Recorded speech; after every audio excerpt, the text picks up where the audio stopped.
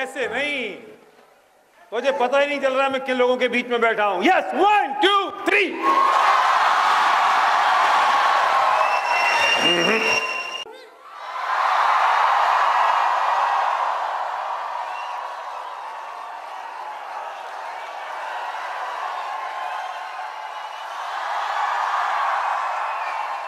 Thank you.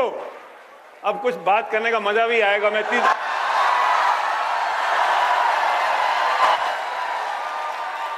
सुनो, मैंने सिर्फ एक कोट उतारा, इसके आगे उतारने वाला नहीं हूं मैं इतनी देर से सोच रहा था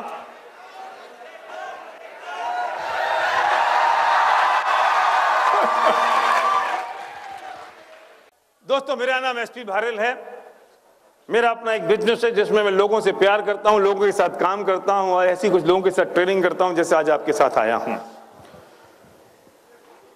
आज मैं आपसे एक बहुत डिफरेंट बात करूंगा, क्योंकि आप जिस दिशा की ओर जा रहे हैं और आप जिस प्रोफेसर की तरफ आपने एंट्री ली और आज जो प्रोग्राम आपके बीच में हुआ है, मुझे लगा है कि मैं कुछ ऐसी बात करूं जो आपके जीवन के लिए बहुत उपयोगी हो। आप किसी भी दिशा में जाएं, कहीं भी पहुंचे, वो आपकी लाइफ में एक टर्निंग पॉइंट का काम करे। दुनिया में मैंने आज तक ये देखा, मेरी एज हो गई 49 ईयर्स,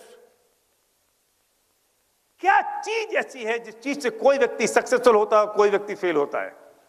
एक चीज तो ऐसी है धरती पर, कुछ लोग सक्सेसफुल होते हैं, कुछ लोग फेल होते हैं। जो सक्सेसफुल हुए वो भी 9 महीने में पैदा हुए, जो फेल हुए वो भी 9 महीने में पैदा हुए। और ये बात तो पक्की है कि ऊपर वाला पार्शियलिटी नहीं कर सकता कि यार इनको फेल बना दो, इनको सक्सेसफुल कर दो। कौन रिस्पॉन्सिबल है, कौन जिम्मेदार है? और जब हम फेल हो जाते हैं तो हम किसी ना किसी के ऊपर आरोप लगा देते हैं। देश ऐसा है, समाज ऐसा है, लोग ऐसे हैं, माँ बाप ऐसे थे जिन्होंने पैसे नहीं दिए, सपोर्ट नहीं मिला, कुछ नहीं मिला। लेकिन उठा के देखो हिस्ट्री, जितने लोग इस धरती पे सक्सेसफुल हुए हैं और सफल हुए हैं, वे सब बेचारे उस जगह से उठे हैं जहां सफलता की कोई संभावना नहीं थी कोई संभावना। तो मैंने बहुत डीप में स्टडी की, तब मुझे पता चला एक चीज ऐसी है, अगर वो चीज आपके पास है तो दुनिया में आपकी सफलता कोई रोक नहीं सकता, और वो चीज अगर आपके पास नहीं है तो धरती पे कोई आदमी आपको सफल नहीं कर सकता। तैयार हो सुनने के लिए? इतनी जोर से क्यों चिल्ला रहे हो यार? वो एक चीज इतनी इंपॉर्टेंट है, इतनी जरूरी है, जिसका नाम है ड्रीम, सपना। मैं बचपन से सुनता आ रहा था कि ज्यादा ऊंचे सपने नहीं देखने चाहिए क्योंकि कभी पूरे नहीं होते। मैं सुनता आ रहा था कि उतने पैर पसारो जितनी लंबी चादर हो। मैं सुनता आ रहा था कि भाई सपने तो रात के सपने होते हैं, कभी पूरे नहीं होते। सपने क्यों देखना चाहिए? लेकिन आज मैं आपसे बात करूंगा क्यों सपने देखना चाहिए और ये सपने कैसे पूरे होते हैं और सपने क्यों जरूरी हैं, इसकी बात हम आज आपसे करेंगे। क्यों एक आदमी सक्सेसफुल होता है और दूसरा आदमी फेल हो जाता है? आखिर क्यों? एक ही कारण है, जो आदमी सक्सेसफुल होता है उसने जिंदगी में कुछ सपने संजोए हैं, उसके पास एक ड्रीम है, उसके पास एक रीजन है, उसके पास एक कारण है, उसके पास एक वजह है, उसके पास कोई गोल है, कोई टारगेट है, कोई स्ट्रॉन्ग बर्निंग डिजायर है। और दूसरा शायद सिर्फ ये सोचता रहता है कि पॉसिबल नहीं हो सकता। वो सिर्फ ये देखता रहता है कि कैसे पॉसिबल होगा, वो ये सोचता रहता है कि शायद ये मेरे लिए नहीं है। क्या होता है ड्रीम? हो सकता है आप में से कुछ लोग सोचते होंगे कि नहीं, अरे यार क्यों सपने देखना है, ये तो पूरे नहीं हो सकते। ड्रीम किसे कहते हैं? ड्रीम मतलब होता है एक गोल, एक लक्ष्य, एक टारगेट, एक इच्छा, ज्वलंत इच्छा, कुछ तमन्ना।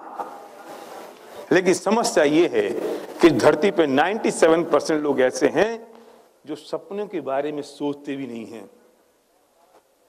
और मजे की बात यह है कि दुनिया में हर एक इंसान को काम तो सपनों के लिए ही करना पड़ता है, ये अलग बात है कि आप अपने सपनों के लिए काम करते हो या किसी और के सपनों के लिए काम कर रहे हो।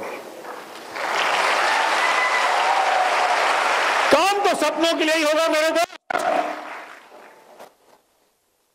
कोई अगर प्राइवेट जॉब में तो वो सेठ जी के सपनों के लिए काम करता है, कोई अगर स्टेट गवर्नमेंट के जॉब में तो वो सीएम के सपनों के लिए काम करता है, कोई सेंट्रल गवर्नमेंट है तो पीएम के सपनों के लिए काम करता है, कोई एक मजदूर अगर तसले में ईंट भर के यहां से वहां डाल रहा है तो वो उस आदमी के सपनों के लिए पूरा कर रहा है जिसने मकान बनाने का सपना पूरा किया या सपना देखा। कोई भी इंसान धरती पे काम तो सपनों के लिए ही करना पड़ेगा भाई। ये अलग बात है कि तुम अपने सपनों के लिए काम करते हो किसी और के सपनों के लिए। सपने कैसे होने चाहिए, इंपॉर्टेंट ये है। सपना होना चाहिए एक इमोशनल, जिसके पीछे कोई स्टोरी हो, जिसके पीछे कोई चुभन हो, जिसके पीछे कोई एक कारण हो। दो तरह के ड्रीम होते हैं, होता है सुपरफिशियल, होता है इमोशनल। सुपरफिशियल ड्रीम आपका ड्राइविंग फोर्स नहीं बन सकता। एक इमोशनल ड्रीम चाहिए। वो सपना अगर याद आ जाए तो आंखों में आंसू आ जाए, वो सपना याद आ जाए तो शरीर के रोंगटे खड़े हो जाएं, वो सपना अगर याद आ जाए तो शरीर में फरूरी हो जाए आ जाए, वो सपना याद आ जाए तो आदमी चैन से बैठ नहीं सके। उसे कहते हैं रियल ड्रीम। सोचो जरा, कभी आपने क्या उसके बारे में सोचा है? सोचा है कभी? मुझे इसके लिए एक बहुत बढ़िया स्टोरी याद आती है। वो स्टोरी आप सुनोगे तो उछल पड़ोगे, और आपको उछलने की पूरी ताकत, पूरी छूट है। जब तक मेरा सेशन है तब तक, मेरे बाद में नहीं। एक कुत्ता था और एक था खरगोश। कुत्ते की नजर खरगोश पे पड़ गई और कुत्ते ने खरगोश को जैसे देखा तो उसको पकड़ने की लपका। कुत्ता बहुत तेजी के साथ भागा, कुत्ता तेजी से साथ भागा और खरगोश उसी ज्यादा तेजी के साथ भागा। खरगोश भागता जा रहा है, भागता जा रहा है, भागता जा रहा है, भागता जा रहा है, भागता जा रहा है। कुत्ता उसके पीछे भागता जा रहा है, भागता जा रहा है, और वो खरगोश एक छोटे से बिल में जाके घुस गया। कुत्ता उसे नहीं पकड़ पाया। उस बिल में से छोटा सा छेद था। खरगोश ने छेद में से मुंह निकाला। कुत्ते ने हाँफते हाँफते उससे पूछा, खरगोश, मैं तेरे से ताकत में बहुत बड़ा हूं, मैं शरीर से बहुत बड़ा हूं, मैं तेरे से तेज भाग सकता हूं, लेकिन ये क्या हुआ कि मैं तुझे पकड़ नहीं पाया? खरगोश की आंखों में आंसू थे। उसने डबडबाई आंखों से कहा, कुत्ते भाई, तुम अपने लंच के लिए दौड़ रहे थे और मैं अपनी लाइफ के लिए दौड़ रहा था।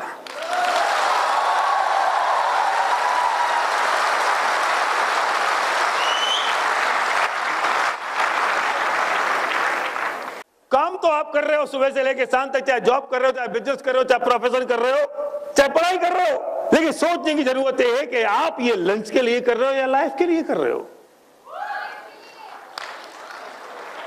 अगर आप लंच के लिए कर रहे हो तो सफलता मिलना बहुत मुश्किल है, और अगर लाइफ के लिए कर रहे हो तो दुनिया की कोई ताकत नहीं है कि आपको हरा दे और आपको अपनी मंजिल तक नहीं पहुंचने दे। कुछ बच्चे ऐसे होंगे वो इसलिए पढ़ाई कर रहे होंगे क्योंकि उनके पिताजी ने धक्का मार के भेज दिया होगा, कुछ नहीं करते होना तो चल नर्स बन जा।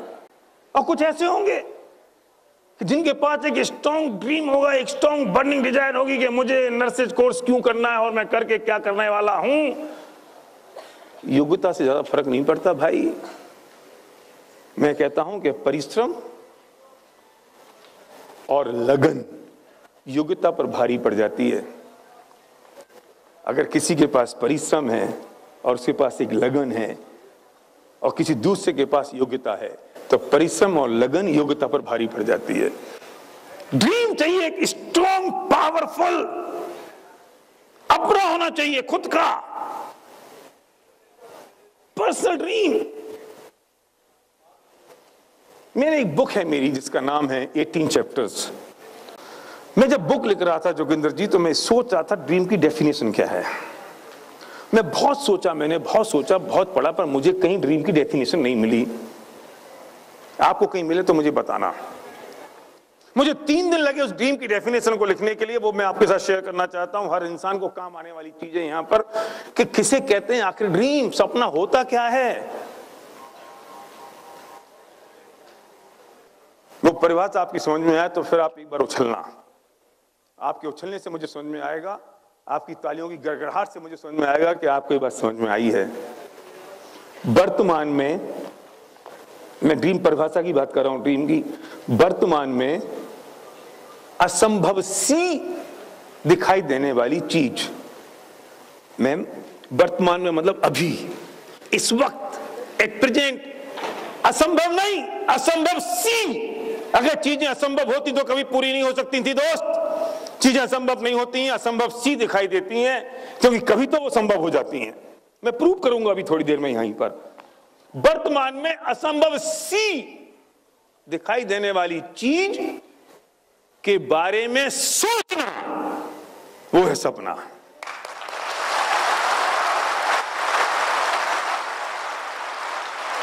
उन्नीस 1962 में केनेडी ने सोचा कि हम चांद पर जाएंगे और वापस आएंगे। इंपॉर्टेंट बात है वापस आना। अगर वो अधूरा सपना देखता तो अभिमन्यु बन जाता। अभिमन्यु चक्रव्यूह में फंसना तो जानता था, निकलना नहीं जानता था। अगर केनेडी ये सपना देखते कि हम चांद पे जाएंगे तो टंग के रह जाते। उन्होंने कहा कि हम 1962 में, वर्तमान में 1962 में हम चांद पर जाएंगे। 1962 में ये असंभव नहीं था, असंभव सा था। अगर असंभव होता तो कभी पूरा नहीं होता, लेकिन 1962 में चीज पॉसिबल भी नहीं थी। कौन सोच सकता था? अरे 1962 का जमाना पोस्ट कार्ड का जमाना था। मेरी शादी हुई थी 89 में। मैं अपनी पत्नी को, पत्नी तो बाद में बनी, जब मेरी सगाई हुई थी तो मैं चिट्ठी लिखता था उसको। और चिट्ठी कैसे लिखता था कि छिप छिप के लिखता था कि बाप देख ना ले, और रात को लाइट बंद करके। मोबाइल भी नहीं होते थे कि मोबाइल की टॉर्च से देख लें। और मैं चिट्ठी लिखता था, फिर वो चिट्ठी में लाल डब्बे में डालने जाता था। फिर 7 दिन में वो बेंगलोर पहुंचती थी। फिर वो पढ़ती थी, तब पढ़ती जब उसके पिताजी ना देख लें। और फिर वो जवाब लिखती थी, ये ना तुम बच्चे तो समझते नहीं हो, तुम समझोगे नहीं। ये तो मेरी उम्र के जो बुजुर्ग है ना, इनको बहुत मजा आ रहा है मेरी बात सुनने में।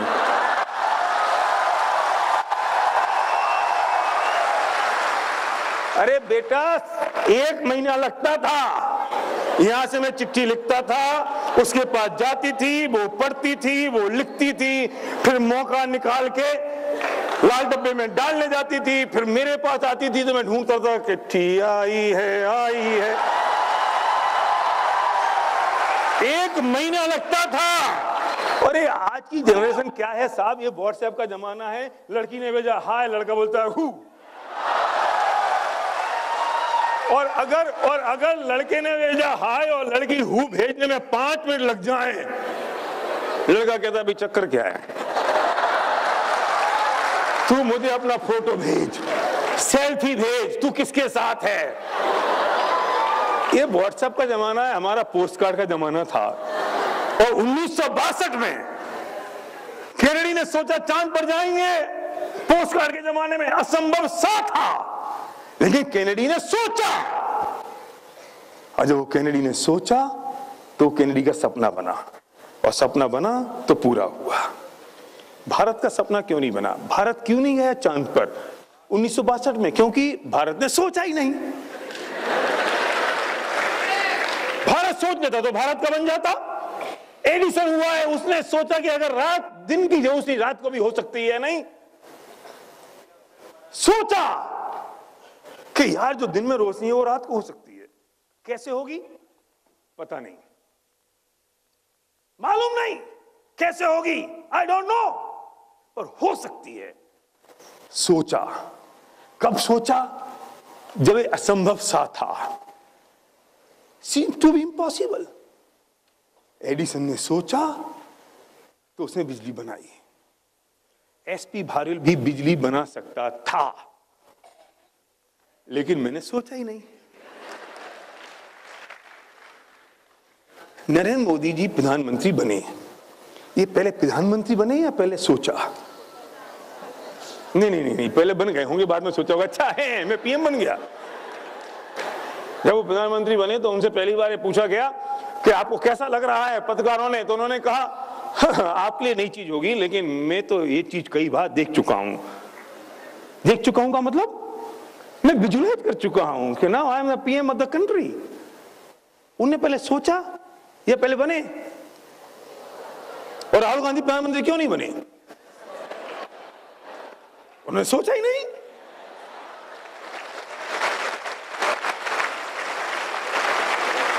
सोचना तो, अरे वाह, आप तो बहुत होशियार हो, मेरा सेंटेंस पूरा कर देते हो। सोचना तो पड़ेगा, चॉइस नहीं है दोस्त। और कितना बड़ा सोचना पड़ेगा?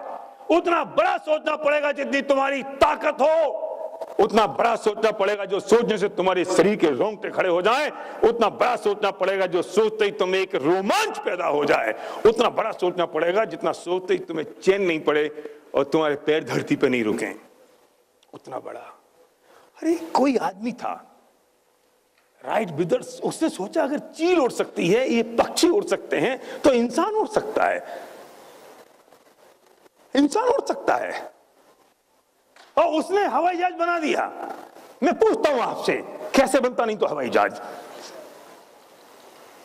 1 इंच तो ऊपर कोई चीज उठती नहीं है, उसने 50,000 फुट कोई चीज उड़ा दी, तो पहले उड़ाई है, पहले सोचा।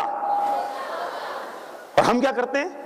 मैं अगर आपके पास आऊं, भाई साहब चलो यार, मैं 10 लाख रुपए कमाना सिखाता हूं, 10 लाख कमाओगे? यार पहले आने दो, फिर सोचेंगे। मैं तुमसे कहता हूं चलो यार तुम राजस्थान टॉप करोगे। अरे यार ये तो हो सकता है कि कभी मैं आपके पास आगे कहूं कि चलो तुम्हारी शादी ऐश्वर्या से करा दें। आए हाय, देखो क्या आवाज आ रही है अभी भी। अब नहीं हो सकती, चांसेस नहीं है। अब तुम्हारे साथ इसलिए नहीं हुई क्योंकि तुमने सोचा नहीं, अभिषेक के साथ इसलिए होली क्योंकि उसने सोच लिया। सोचना पड़ेगा। चीजें तो घटती हैं दोस्त, चीजें तो घटती हैं, चीजें तो होती हैं, पर उसके लिए सोचना पड़ता है। गांधी जी ने देश की आजादी के लिए सोचा, तब देश की आजादी मिली। मुझे बताओ ना, दुनिया का कौन सा काम है जो पहले हो जाता होगा, बाद में सोचना पड़ता होगा? सोचो, बहुत बड़ा सोचो, उतना बड़ा सोचो जो सोचने से डर लगता हो। 1962 में कैनेडी को भी डर लगता था चांद पर जाने से, राइट ब्रदर्स को भी डर लगता था, एडिसन को भी डर लगता था, महात्मा गांधी को भी डर तो लगता था कि पता नहीं देश आजाद होगा या नहीं, कि पहले हो जाएगा तब सोचेंगे। पहले उन्हें सोचा, तब देश आजाद हुआ। कभी कभी डर लगता है, और पता है डर क्या लगता है? यार मैंने तो सोच लिया, और जब मैंने सोचा और ये काम नहीं हुआ तो बस ये गया खड्डे में। अगर इसने सोच लिया कि मैंने सोचा और ये काम नहीं हुआ तो खेल खत्म खेल। मैं इस बात को इतने ऐसे कहता हूं कि जिंदगी में चैलेंजेस तो आएंगे दोस्त। चैलेंजेस के डर के मारे अगर तुम कहोगे मैंने सोचा और नहीं हुआ तो कुछ जिंदगी में कर नहीं पाओगे। मुझे डॉक्टर्स ने बताया है कि 10 डेसिमल का दर्द होता है तो किसी आदमी की मौत हो जाती है, लेकिन जब कोई महिला मां बनती है तो उसे 12 डेसिमल का दर्द होता है, फिर भी वो जिंदा रहती है और अपने बच्चे को जन्म देती है।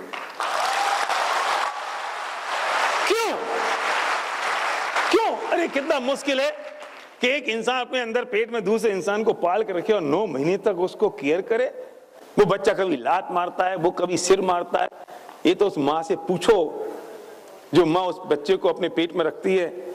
और माँ को दर्द तो तब होता है कि जब वो बच्चा अपनी माँ को छोड़ के चला जाता है, या माँ को अपने घर से बाहर निकाल के हाथ पकड़ के वृद्धाश्रम में डालता है, तब उस माँ को याद आती है कि अरे इसकी कितनी लातें मैंने पेट में सहन करी थी, इसको शायद याद भी नहीं होगा। लेकिन फिर भी वो माँ अपने बच्चे को ये याद नहीं दिलाती है कि तेरी लातें मैंने अपने पेट में सहन करी हैं।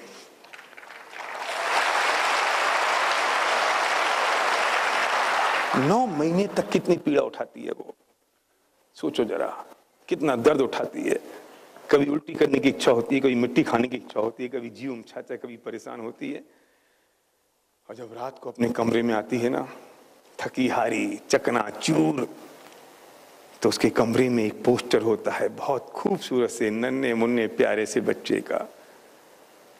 उस बच्चे को वो आंख से देखती है, आंख भर के उसको समा लेना चाहती है, उसे सूंघती है, उसे टच करती है, उसे फील करती है, और उसकी पूरी की पूरी थकान इस बात से उतर जाती है कि वो इस बात की का सपना देखती है कि बस थोड़े से दिन बचे हैं, मेरे घर में एक नन्हे मुन्ने प्यारे से बच्चे की किलकारियां गूंजेंगी।